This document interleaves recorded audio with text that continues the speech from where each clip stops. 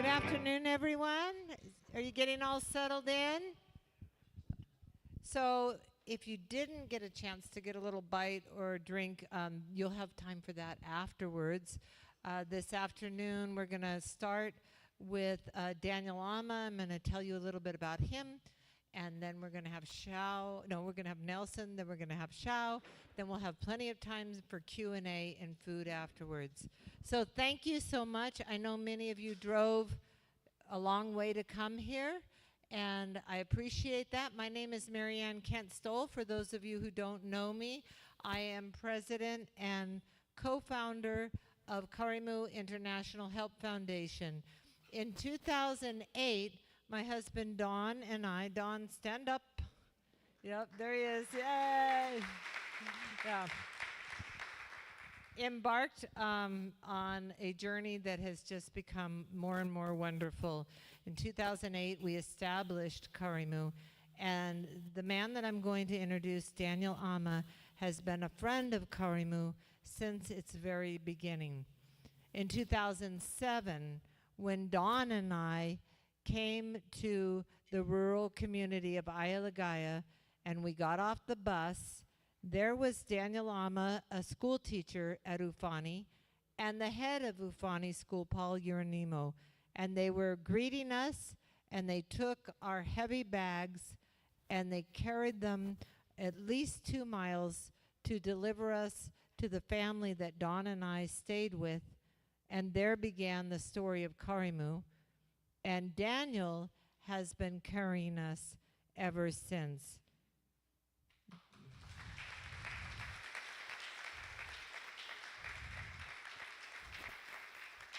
Daniel is a good friend. He is a wise man. He is the board chair of our Tanzanian board. He is a respected leader in his community. And he has been our source of wisdom whenever we have had issues like, how do we work through this difficult situation? How do we get to the right people to get a project done? How do we navigate cultural differences? How do we listen better? He has taught us to listen well. He has taught us to ask the right questions. And whenever there's a problem, I know Nelson will always say, Shau, call Daniel Amma. And so he is incredibly humble, too. He's a model of true leadership. We need more humble leaders nowadays, wouldn't you agree? Yeah. Well, he is the model of that. So with no further ado, I give you Daniel Amma. Come on up, Daniel.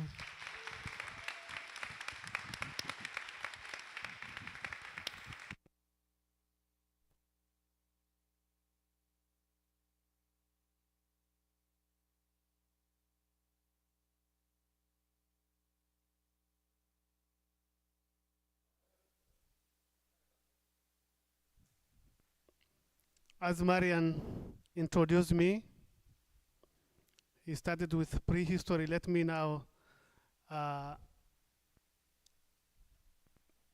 you a full history of Karimu. As she has said just now, my name is Daniel Amma. Professionally, I am a teacher. I am 54 years. I am married and I have 2 children. My daughter will obtain her bachelor degree in mathematics next year.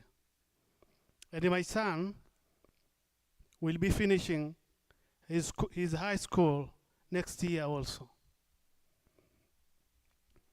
In 2007, I was teaching at Ufani Primary School in the ward called Ayalagaya when Don and Marian came to our region on a cultural tour to learn about cultural dances and the other traditional tribal tradition. Because they were also teachers from California, they were asked to visit Ufani Primary School. That's when I met with them. It was during the school holiday, but I was at school giving extra classes to students who were having difficulties in learning. As you can see there, when they visit the school, I was in the class teaching the students. They were looking through the windows. At that time, the condition of Atufani were very poor. The second, the school had 3 classrooms, even though there were around 200 students from the first grade to 5th. The classrooms were almost falling apart as they had many cracks. The walls were just a pile of bricks with no window shutters and doors. Just holes in the walls, as you can see there. No enough desks. Those windows are just like holes on the walls. They had dirty floors and there were not enough desks. Students should sit on the dirty floor to study. There was an old latrine serving the whole school, which was getting full. For that reason, there was the risk of the school being shut down by the health department, government agency, if the lack of appropriate latrine was not addressed. The community was trying to build a new latrine, but they were short of money. The head of school and I showed Don and Marian the environment, and they were shocked. They kept asking how students and teachers could learn in this such poor condition. I could see they were touched and wanted to help. And I believe it was at that moment Karimu was born. They promised to send $500 that was necessary to finish the new bathroom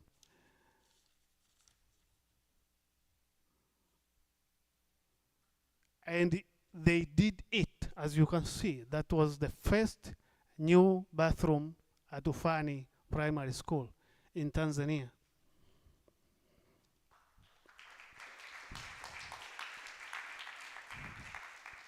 It was clear from the beginning, that Don and Marianne did not position themselves above the poor people of my community. They wanted to help, but not by imposing Western ways. Instead, they wanted to work directly with the people, accepting that they could solve their problems in ways that would be more effective than any outsiders would. As you can see there,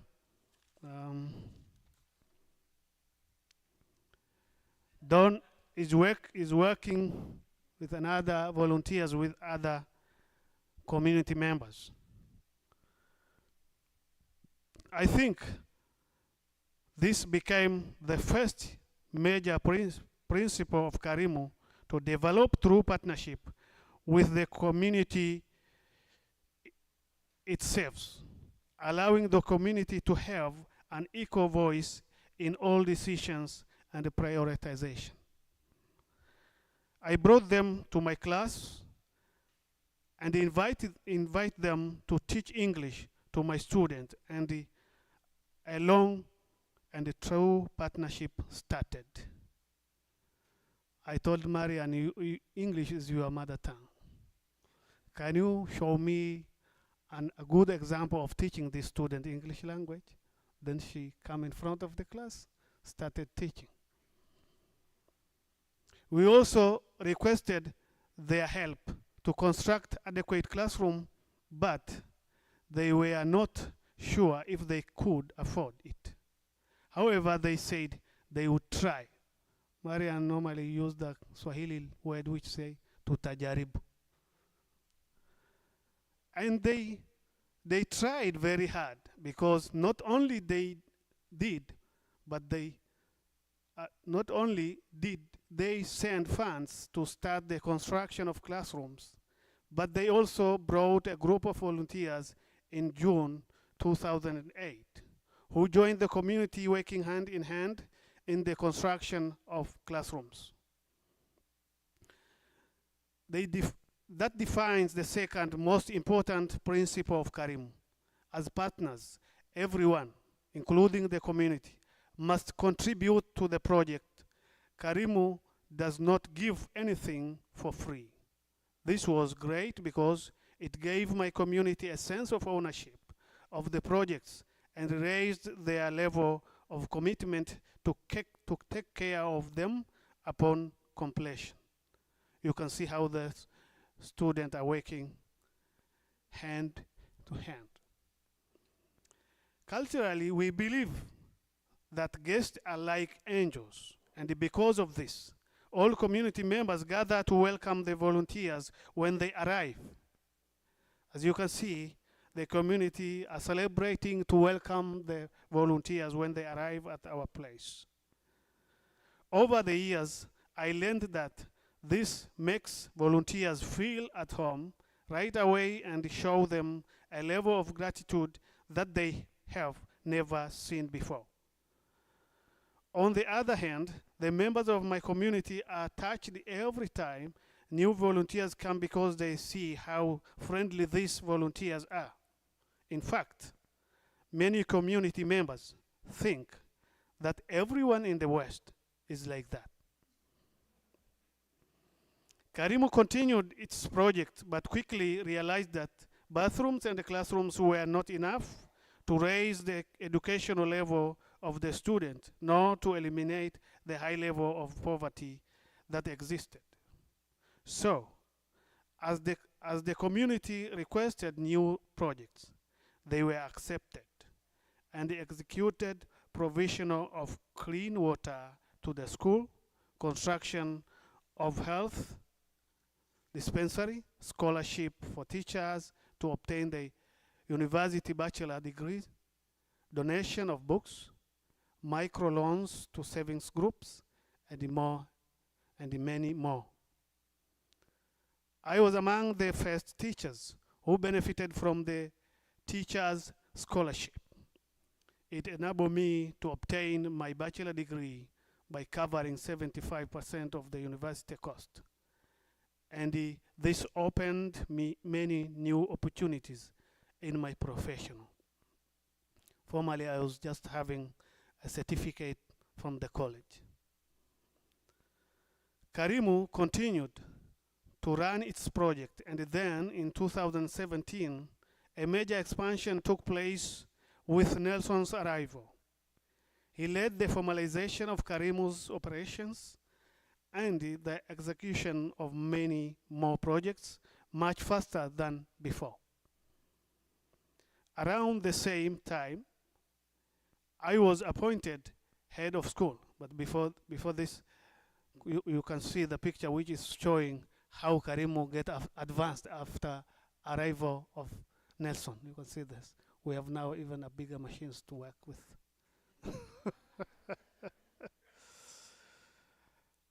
Around the same time, I was appointed head of Ufani School and later promoted to be a ward education officer.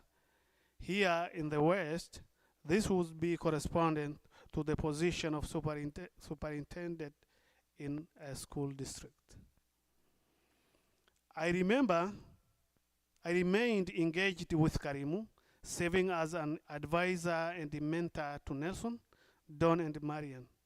I was invited to join Karimu's Tanzania board as soon as it was formed in 2018. You can see the picture of members of the board. I am on the top above, and the others. The role of the board is to represent Karimu and meet with local leaders in order to listen, understand their priorities, and share ideas. The board organizes yearly Karimu strategic meetings in which the community can describe their needs and prioritize the next set of projects. Karimu lets us stay in the driver's seat, but like a loving parent, is coaching and advising us from the back seat. I continued my role as a board member and advisor, and then in 2022, I was elected chair of the board. In this role, I am responsible for conducting all board meetings, educating Karimu International and its volunteers about Tanzania culture and the best ways to be effective there, and educating the community about how Karimu works, its principles and expectation. I love this work because I can see the impact it has had over the years on both sides. As you know, Karimu's goal is to eradicate poverty, and there is no question that it eradicated poverty in Ayalagai. Karimu expanded a couple of years ago to a new area called Ari Ward, which has a population of about 25,000 people. Karimu's model worked very well in Ayalagai, and I am confident that it will also be successful in Ari and the additional areas to which Karimu plans to expand in 2025. Life is good today in all Ayalagai. The living standard of 16,000 people has dramatically improved since Karimu started supporting 200 students at Ufani. You can see the picture of mine. That was my hut, which I was built in 2004. I decided not to pay accommodation fee. Then I vacated there. After about 7 years, I constructed this one, which I make a little improvement last year.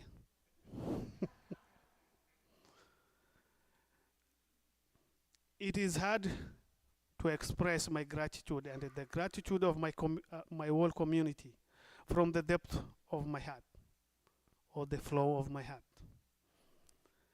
I want to thank you and all Karimu donors, volunteers, supporters, and you all who are here listening to me.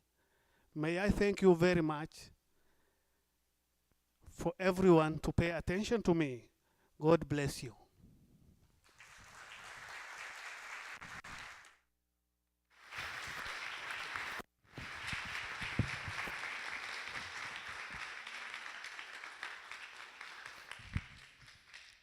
Thank you, Daniel. For those of you that don't know me, my name is Nelson Matos, and I'm currently the Chief Operating Officer of Karimu. And I have had the pleasure to call the Bay Area my home since the early 1990s. My career in the tech industry spans over 30 years, starting with a few years in academia, followed by 17 years with IBM. At IBM, I was honored to become a distinguished engineer and a vice president. Later, I transitioned to Google, where I spent 7.5 years serving as vice president for product and engineering for Europe and emerging markets. In 2014, I decided to close the chapter of a technical career and redirect all my energy to philanthropy. And in 2017, soon after I had become the COO of Karimu, I met Shau during one of my many trips to Tanzania. At that time, Shau was selling eggs in the local market in Tanzania's countryside to be able to sustain his family. Therefore, to witness him study here in front of all of you fills me with an incredible sense of pride and joy. You can see I can hardly hold my emotions. This summer, Shau was accepted in the prestigious program from Stanford for executives, winning a scholarship that is given to one individual around the world. An individual that can show exceptional brilliance, but cannot afford to pay for the expensive courses that you can find at Stanford. It's nothing out of the extraordinary, and for me, profoundly emotional to see one of the members of my Tanzania team being recognized by such a prestigious institution.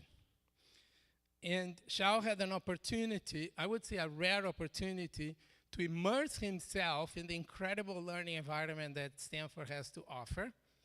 And I know he has acquired knowledges that he could not even imagine existed.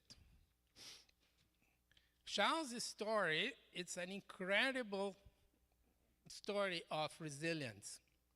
He was born in an extremely poor family with a lack of education, and he had all the ingredients to follow the path of his ancestors. But his drive to break the cycle made possible for him to overcome all the challenges that he's going to describe to you in a minute, and being able to finally be here, graduated from Stanford, and be in front of you. For me, he exemplifies the results or the transformation that results from the work that Karimu does. Shau also exemplifies the poor communities that exist all over the world in emerging countries. A community full of individuals that have learned over the years the power of hope, the strength to persevere, and the energy to grab opportunities that are given in front of them, like opportunities that Karimu creates, but other NGOs do as well, and then get out of poverty and pursue their dreams.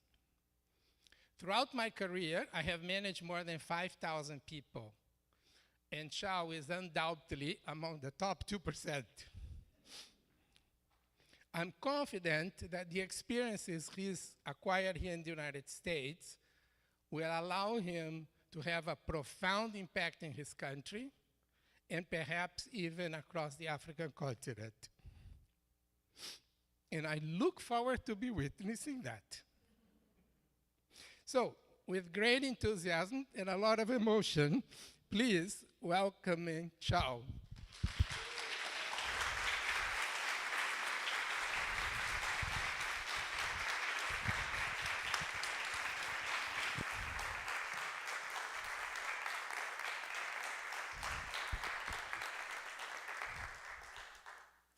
Hi, everyone.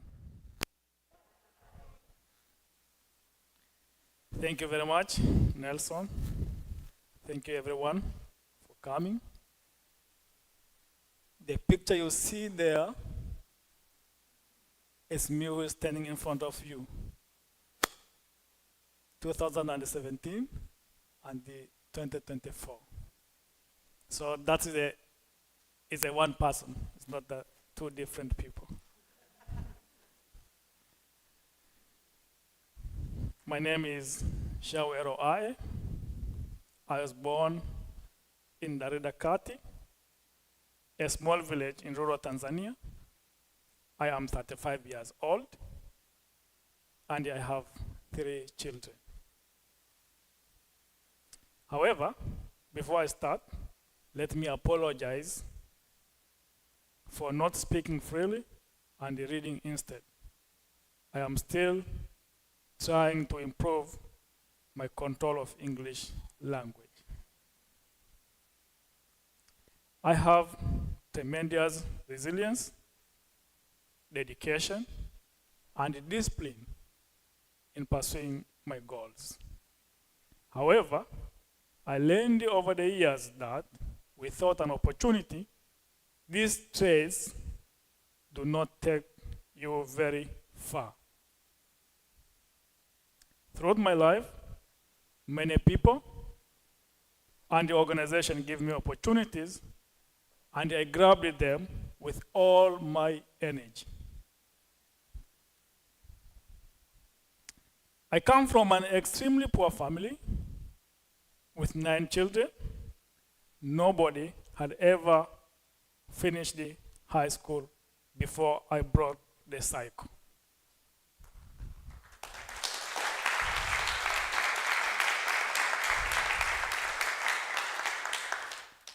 But from early on, I dreamed of going to university.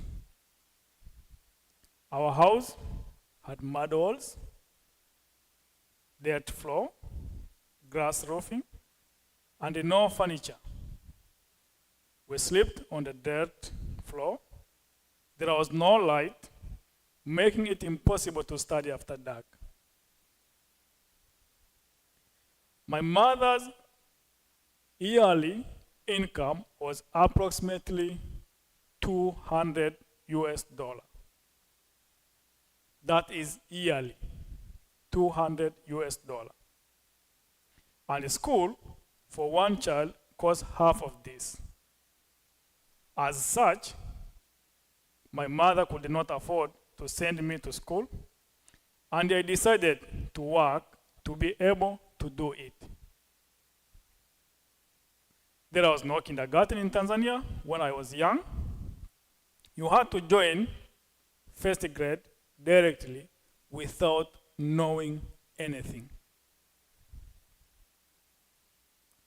And because most people in Tanzania did not know their age, as there were no birth certificate at that time, teachers would attempt to guess a child's age in order to determine if they were old enough to join first grade. They estimate someone's age by assessing their ability to put their hands around the head and touch the ears on the opposite side. You do like this. If you are able to touch your ear, you were mature enough to join school. But if you could not touch your ear, you were too young, and you were not allowed to start the school. This was very disappointing to many children, particularly those who were short. Yeah, this is the typical house of the poorest of the poor family, as you can see. I know for many of you, maybe mess is something that you don't like, that you have never seen before.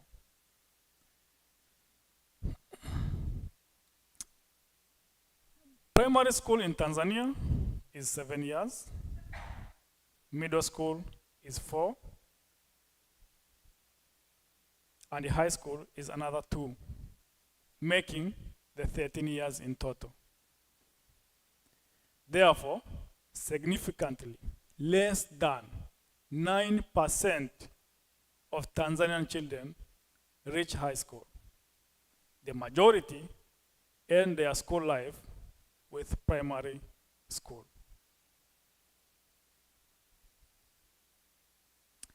I started school directly in first grade when I was 10 years old, and I did not know anything, not even how to count. My first teacher was called Naali. On my first school day, he received me by pulling my ear. But I liked him. He did everything for me to learn. He was a very good teacher.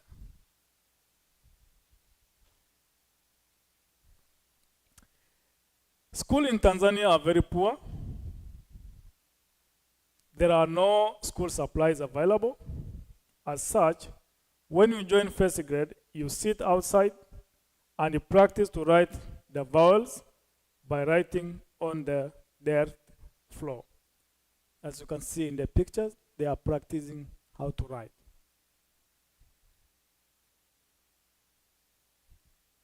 School starts at 7 a.m. in the morning and it finishes at 4:30 p.m.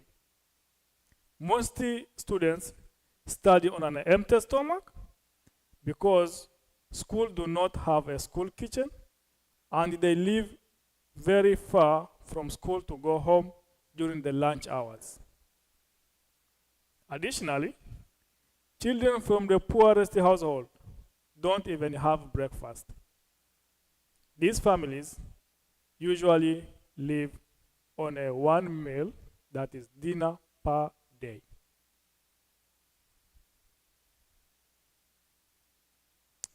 After school, when you are back home, you must work. Girls fetch water, and the boys go to the farm to dig or to remove weeds, cutting grass to feed animals, etc. As you can see in the pictures, those are the students, and you have to work after the school. Normally, we wash our clothes on Wednesday and Sunday by hands. There are no washing machines. We wash on these days because there is an inspection for cleanliness of clothes, hair, nails the following day. And if your clothes are dirty, you will be punished by beating the sticks. Discipline is top priority at school, with a corporal punishment by beating 3 to 6 sticks, boys on their buttocks, girls on their hands. If you did not do your homework, you will be nailed down in front of the class plus 6 sticks. However, nowadays, the government is restricting the number of sticks to only 3.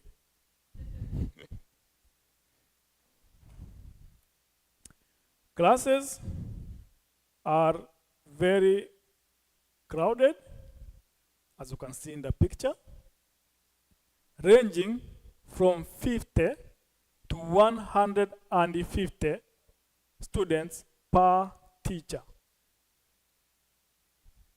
Therefore, teachers appoint students to help them.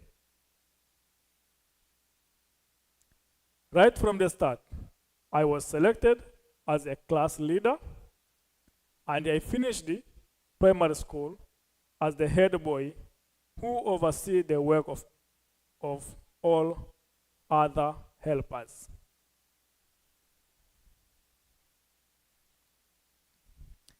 These students' leaders in our school are responsible for the school operation. There is no staff in our schools, and therefore, all work is done by the student, cleaning the bathrooms, fetching water, working on the school farm to provide a little funding for the school, etc. As you can see in the picture, that is the activities the students do in Tanzania. Grade 7 is the most important class in primary school because it is when there is the national exam that determines if you are allowed to join a middle school. When I did my class 7 national exam, I had colleagues whose age varied between 17 to 26 years old. I did the national exam at Bacho Primary School, and I received the grade B. As I mentioned before, on average, only about 1/3 of the students pass the national exam. For instance, in my class, there were 31 students, and the only 12 students passed the exams. That is 10 boys and 2 girls. One of these 2 girls is my wife.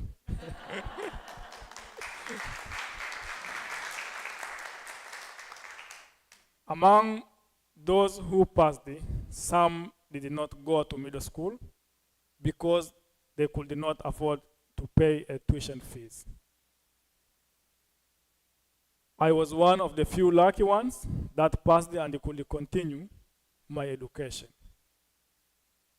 I completed primary school thanks to my favorite teacher, Amma, who provided me with exercise book and the other needed supplies, giving me an incredible opportunity to transform my life. When I was in primary school, knowing that I would need money to go to middle school, I raised goats and chicken, planning to sell them to cover my school expenses. I entered middle school in 2006, but during those days, there was no any middle school in my area, and so I had to join Dareda Mission Secondary School about 10 miles from my house. So every day, I walked these 10 miles each way to reach school and get back home. I had to start walking at 5 a.m.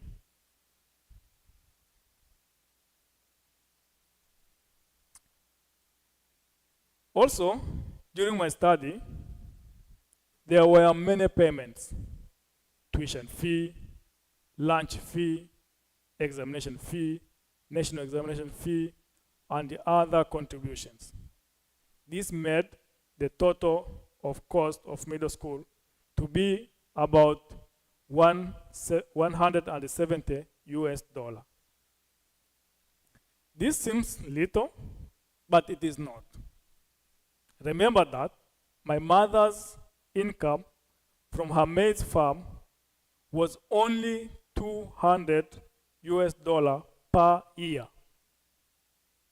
In 2006, a worker or a driver made approximately US dollar 120 per year.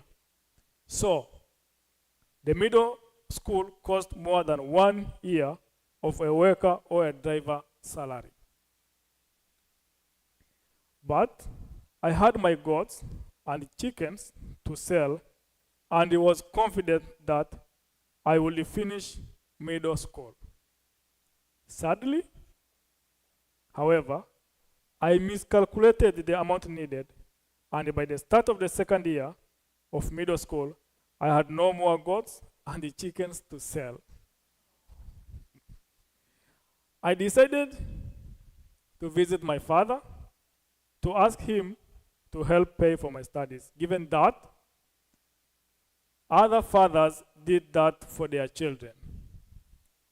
He was living 60 miles from my mother's place, and I worked 20 hours. I remember it very clearly this day. I start working from 4:30 a.m. to midnight. I was exhausted. After explaining to my father how much I needed his help, he rejected my request.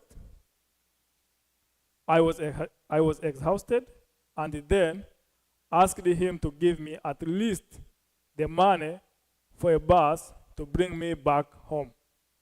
But he rejected that too.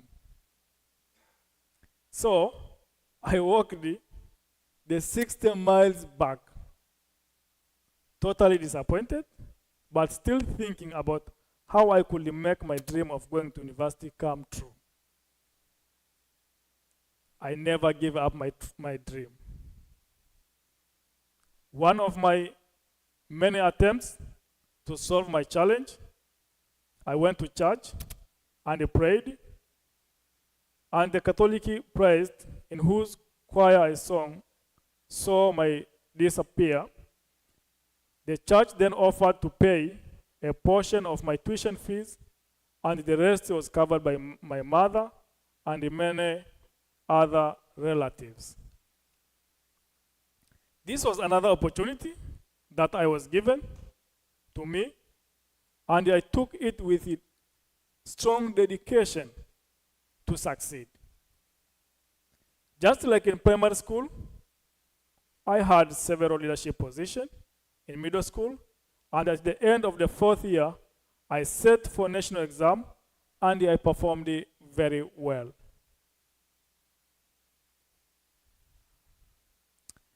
This is the most difficult of all national exams.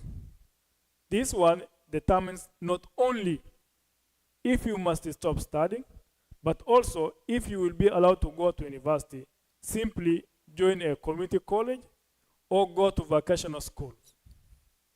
It is supervised by the teachers from other schools under supervision of the police. In my class, there were about 180 students, but only 13 passed the exams. 8 girls and 5 boys. And luckily, I was one of them. I passed with a high enough grade that gave me the right to go to university at the end of my high school.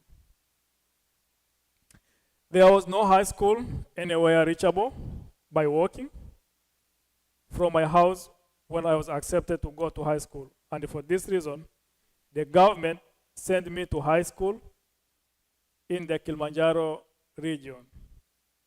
I was 21 years old and moved the 12 hours by bus away from home. I stayed in school dormitory.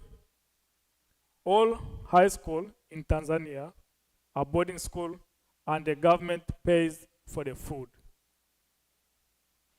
During these 2 years of high school, I could come home only once per year, as I did not have money to pay for transportation. So, in all short holidays, I remained at school.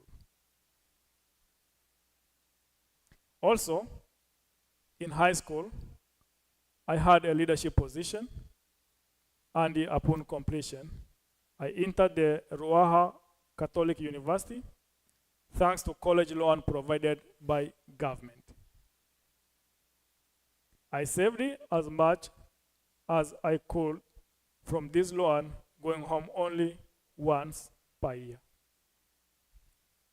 This is me. I successfully obtained my bachelor degrees of arts in education with specialization in Swahili and history. But unfortunately, there were no jobs in Tanzania, and still today, 40% of the young population is jobless. I went back home, but was not defeated. I volunteered as a teacher at my old primary school and used my savings from the students' loan to buy 20 chickens so I could sell eggs in the market to sustain my family. I worked hard and kept improving my English by self-studying. Then, in 2017, I was hired as a translator for a group of Western volunteers. I met Nelson Matos, former Google Senior Vice President of Product and Engineering, and the Chief Operating Officer of Karimu, who hired me as a Karimu first employee in Tanzania.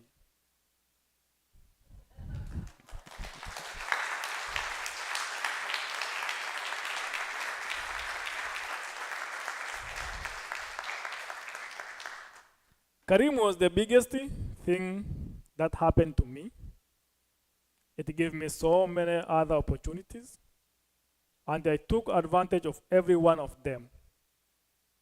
I was trained on financial services, learning about record keeping, the importance of savings, decision making, and loans. I joined the Karimu Vanilla project. I am experimenting with the use of biochar to reduce the use of industrial fertilizer, increasing yields. I'm already driving the introduction of avocado for export in the region and have learned how to raise chickens commercially. I have taken computer training, learned about the internet, training on photography, project management, leadership management skills, conflict resolution, and much more. Today, I own gorgeous house, several farms, a motorcycle. My children are picked up every morning and driven to an outstanding private school in Babati, the capital of the state. My wife and I have 2 maids who help us at home and several employees taking care of our farms. We are very happy couple with 3 cute little boys. Karimu really changed my life. But it's also completely transformed the region I was born, giving similar opportunities to everyone, and I am just one of the 1,000 who benefited from it. When I started, I was just a junior, brand new employee who was trying to learn absolutely everything. And in my community, there were no health center, no clean water. Less than 9% of our children finish high school. Everyone lived in mud houses with a straw roofing and slept on the dirt floor. And many families had only 1 meal a day. Today, I'm Karimu Regional Director, leading a local team of 7 people who become the best NGO in the Manyara state, and we raised 15,000 people out of poverty. I'm going to repeat this.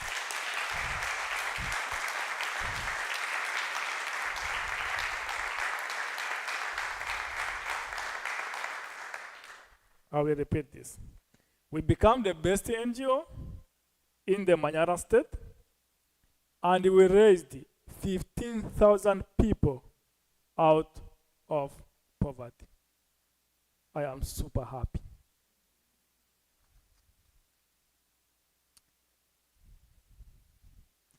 Our sanitation problem have been fully addressed as we constructed highly quality bathrooms in all public facilities, that is schools, clinics, etc. Introduced the mandatory hygiene training in all schools and the clinics. The picture you see is the new bathrooms in all schools in my ward.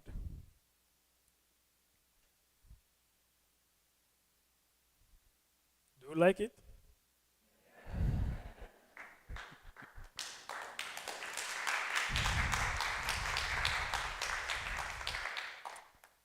And everyone in our region lives within 500 yards of the clean water points that provides water for free.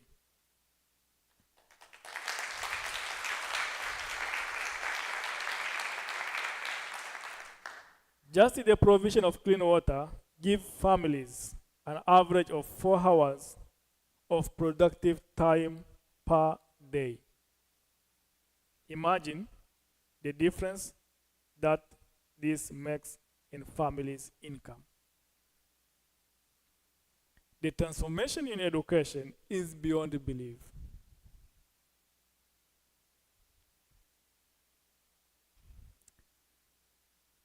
This is my primary school now. As you can see, the classes are very nice and very attractive for the students. We rebuild all school, transforming them into attractive learning environment for students. That alone increased the enrollment of students by over 30%. We have the third cleanest school in the country, the best primary school in the state, and our middle school is in the third best school in the country.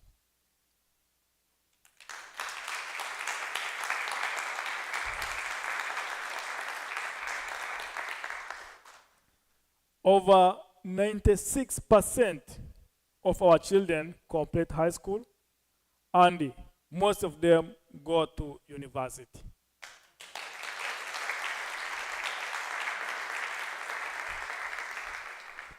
Above all, the improvement in girls' performance is astonishing. 7 years ago, 158% more boys than girls passed the national exam. Now, more girls than boys pass.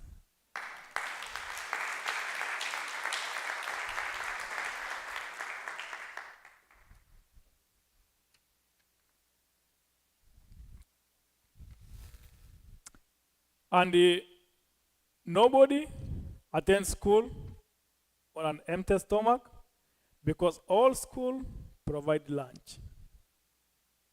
We build school kitchen, and it requires the parents to donate food to the school during harvest. So that's the type of food we eat at school.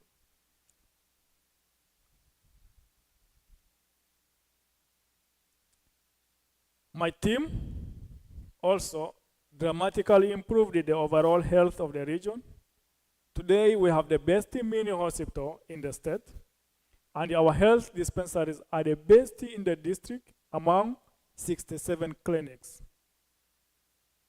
We have seen 50% increase in doctors' visits by children and twice as many adults coming for general medical services. Our child vaccination rate is, according to the World Health Organization, among the highest in the world.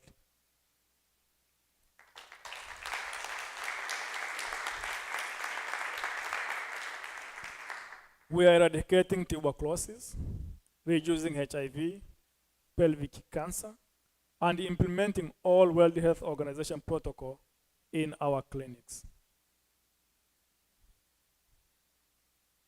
We also helped increase the income of the families by introducing highly profitable crops and livestock such as vanilla, green beans, chickens, etc. And by providing entrepreneurship training, teaching them to save and giving microloans to members of their community. Today, you hardly see mud houses in our region. Everyone lives in brick houses with metal roofing, owns a cellular phone, and a small solar panel to charge it and provide light at night. For more achievement, you can go and check our website, karimufoundation.org. Yes, eliminating extreme poverty is not a dream, it's a reality. And my team and I have a data to prove it.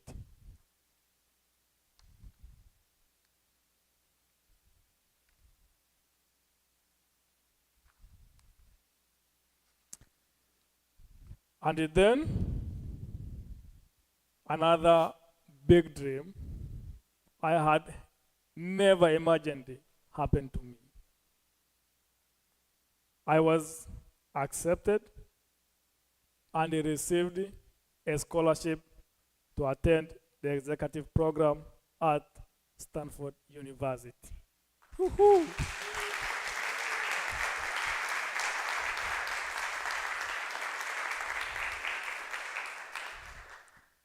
Coming to USA and attending the Stanford executive program has been another major opportunity in my life. I can hardly describe to you how much I learned in these last 8 weeks. Starting from the American way of life, its efficiency, speed of execution, innovation, and the application of technology to constantly improve the life of a society and the world. I learned so much at Stanford about management, execution, leadership, and diplomacy from professors as famous and as competent as Condoleezza Rice.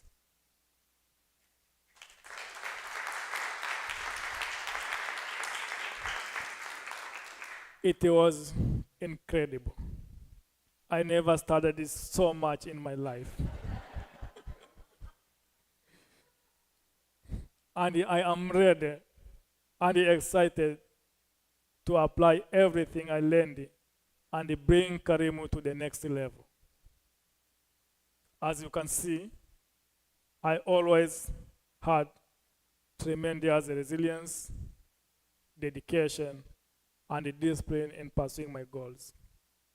However, without opportunities, these traits are useless. Throughout my life, many people give me opportunity that transformed my life. My mother, teacher Anna Mafa, my priest, the student loan from the government, Karimu, and now the scholarship to come to Stanford.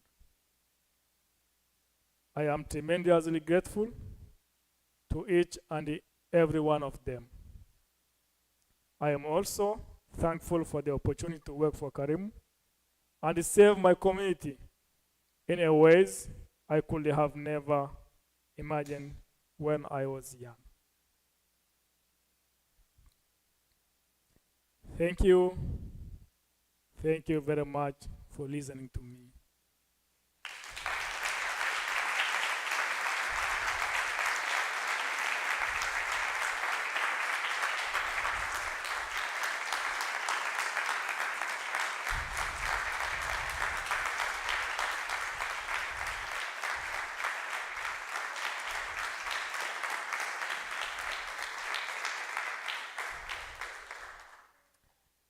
Okay, now is the time for questions. Welcome.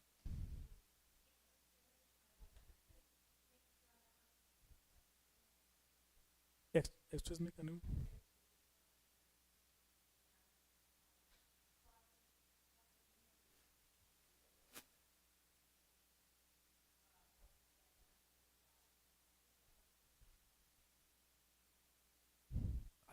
I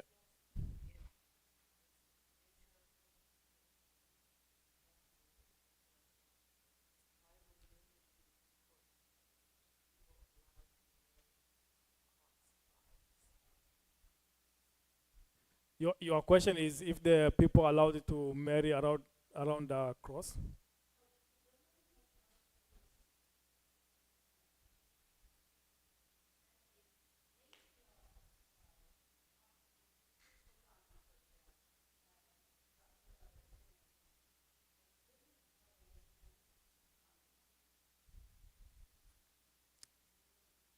Who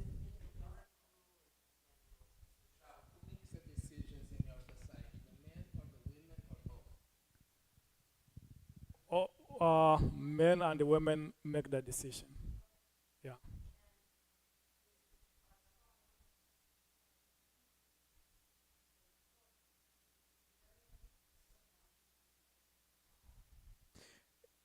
The question is if one tribe can marry other tribe, right? Yes, we marry from different tribes. And we have 122 tribes in my country. And every tribe speaks their own language, but we are united to speak one language, that is Swahili. Yes, Swahili is the common language, no national language in Tanzania. And because of this, all tribes can come together and work together, and they can marry each other. Yeah. You are welcome. Welcome. How long is the school year?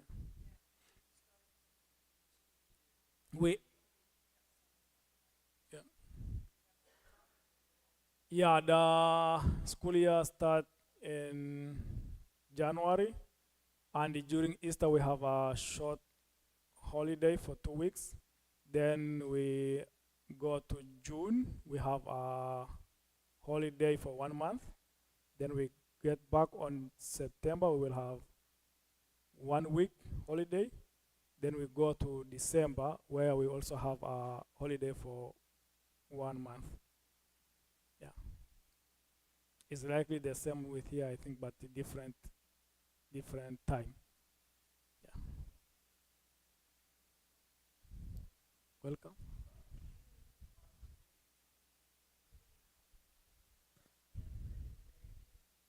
Thank you very much. She's asking what I'm gonna bring to Karimu. First of all, we have studied a lot of things, and I prioritize on what I'm gonna bring to Karimu. For now, I come up with 5 things that I'm gonna bring. Number 1 is to increase or to grow my leadership skills. Number 2 is to build staff, because I learn in order for the organization to grow, you must have competent and efficient staff, people who will be working for you. Number 3, I want to develop a clear strategic plan for Karimu to be in the next level. Number 4 is to be more efficient in doing the fundraising for Karimu. And number 5 is to be independent, because now we are working with the volunteers who help us on the ground. So I'm gonna make them, or we're gonna help them to be independent, and then volunteers will focus on fundraising. Those are 5 things that I'm gonna start. For now, I don't have plan. When I get back, I'm gonna develop a plan how I can achieve the goals and bring Karimu to the next level. Yeah. You had a question? I will come to you. Okay.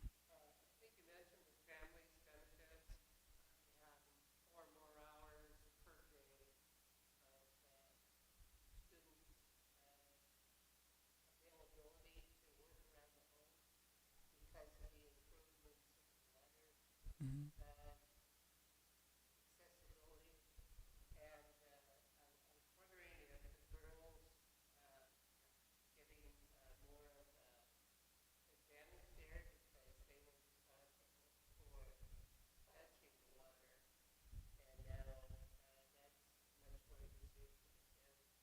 Okay, thank you for the question.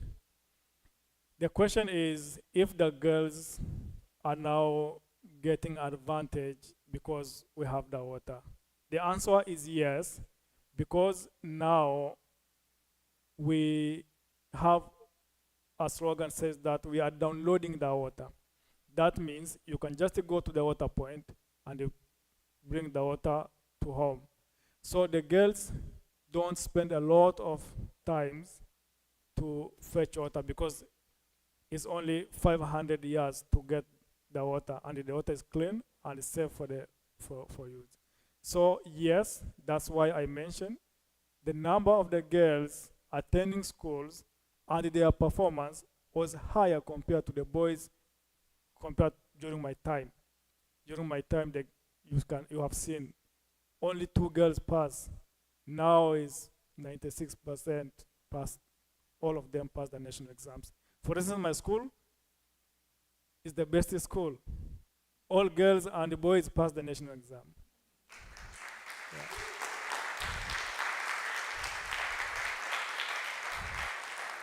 The same to the middle school. All girls and the boys pass the national exam.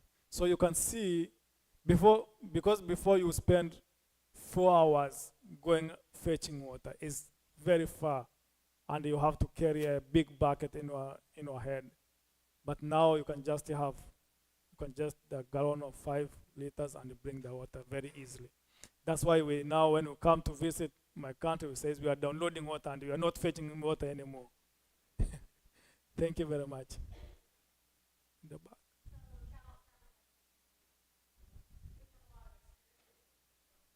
Mm-hmm.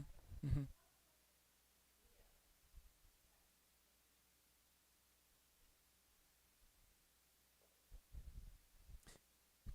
Can you repeat?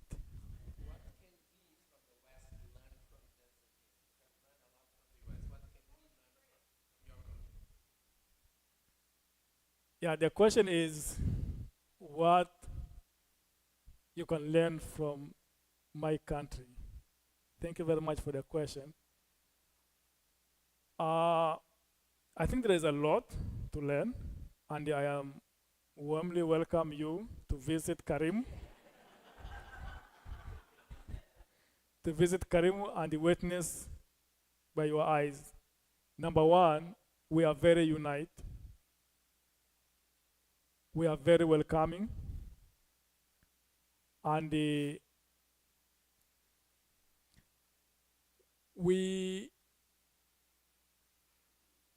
our life is, we are extended family, and we are not individualism, I can say that. So we share whatever you have is different with here. So that's a few things you can learn. Yeah. Thank you. Thank you. Holly.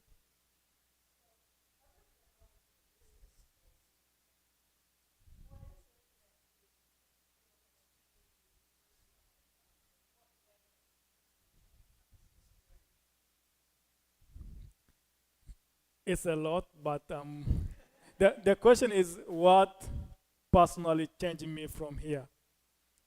I can say it's a lot, but I'm gonna mention few. The number one is speed of doing the things. Speed of doing things. I think, as you know, we don't think a lot about maybe time management in my country, in my culture. But here, everything is speed. Everything is efficient. So, and I learned from the classes. For instance, the first week it was very difficult for me because the professor asked the question. In 1 minute, all students already answered the question while I'm still thinking. So, personally, that's the first thing that changed in me. And also the way of thinking has changed me a lot. Because since in my go until I just came, I have never been outside of my country. So now it's like, before is my thinking way was like limited with the environment where I grown. But now there is a lot of diversity you can see. So my ways of thinking is now very different compared to before I come here and attend Stanford. Not only that, but also the way I'm gonna train my kids Yeah, I'll be doing different things for my kids, because one of the classes we learn is about the learning by action. We don't have that in Tanzania. Yeah, so I'll be doing that for my family and my kids. Thank you very much. Yeah.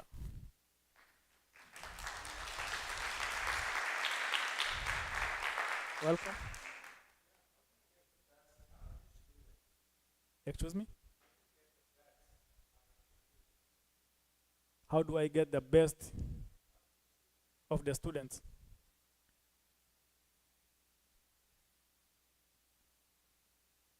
You're asking about the students in the... Mhm.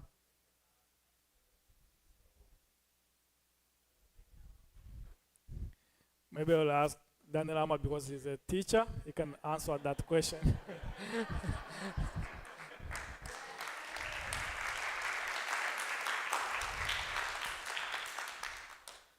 We get best students, first of all, teaching them frequently according to the timetable. Second, giving them many exercises, and giving them homework. Then having more teaching aids in the classrooms. We say class which is speaking. If you enter in the class, in the walls, everywhere there are class teaching aids which can help the students. And you can evaluate that by giving them a test or an examination. I think I answered.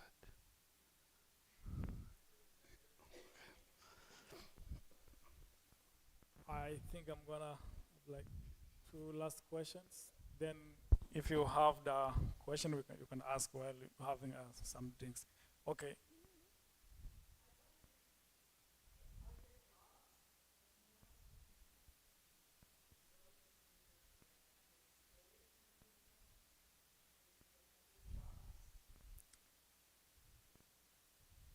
As I mentioned, 40% still jobless in Tanzania. However, if you get education, you can create an opportunity of you to work and have more income.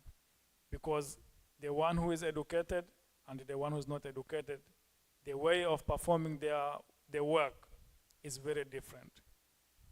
Yeah, I can give you the example. For instance, I am also keeping the chickens till today, and if you keep the chickens commercially, you're gonna get more profit, because we keep every 2 months. You keep only for 2 months, then you sell. You keep another intake 2 months, you sell. So you're gonna generate money. But if you don't have these skills, it's very difficult for you. Because even before, when I did not go to university, keeping chickens, it's like I did not do it commercially.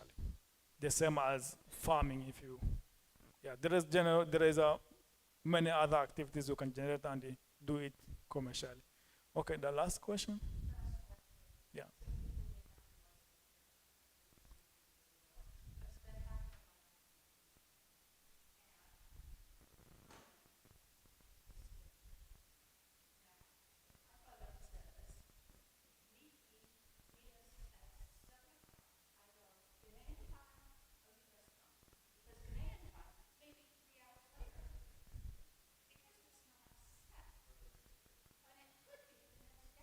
Mhm.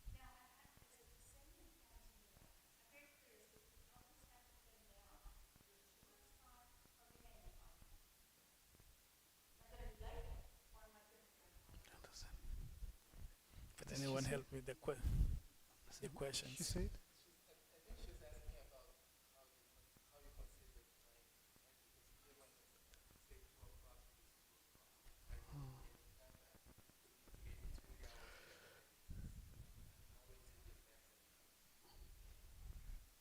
The difference of different hours? Mhm. say. But Mhm. when you're working in general, do people generally meet on time now? Okay, thank you very much. The question is if the people have a meeting, they can go on time, right? For the community meeting is still a challenge. You call the meeting maybe at 1, but you say the meeting will start at 12. So, however, for if it is the educated people, 1 is 1. So many people change. And the leaders also nowadays are changing. You can call the meetings if it's at 8 a.m. or any times they show up. We are changing, yeah. I can say it's not as before, but in the community we still have things to do. So let me take this opportunity. Thank you very much for the questions, and thank you very much for coming and listening to me. Thank you.